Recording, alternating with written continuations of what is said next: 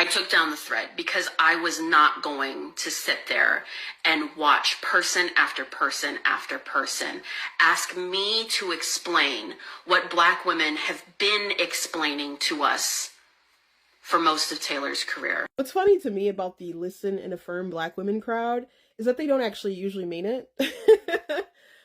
They usually want to amplify those Black voices if those Black voices already agree with what they think. Like if there's a Black woman who has like a different political ideology, they're not like, oh, listen to this Black woman and give them a platform to say all the things that we disagree with. They'll say things like, you're voting against your own interest.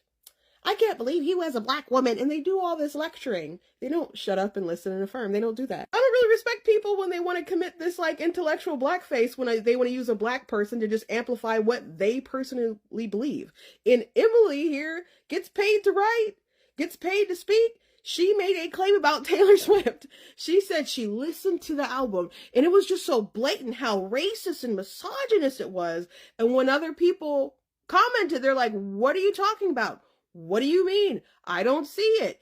And so she didn't want to keep answering people's questions and justify the claims that she was making. So she amplified a Black content creator, I guess, who had been saying that stuff. You make a claim, you should not have to outsource your arguments to someone else. You stand 10 toes down and explain it yourself and don't get pitch a fit like, I already told you guys what I think because I retweeted a Black woman. That doesn't make her right.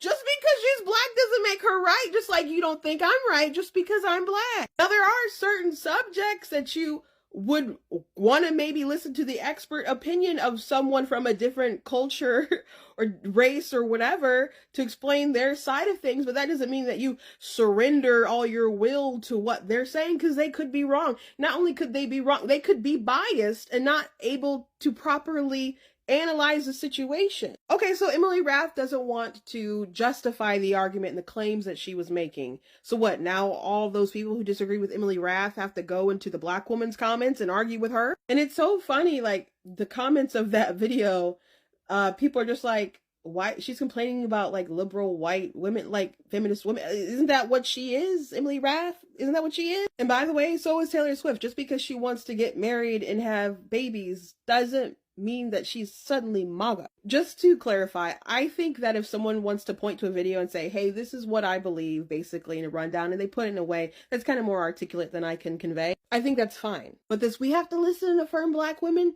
it's a myth, because these people do not keep that same energy when they politically disagree with them.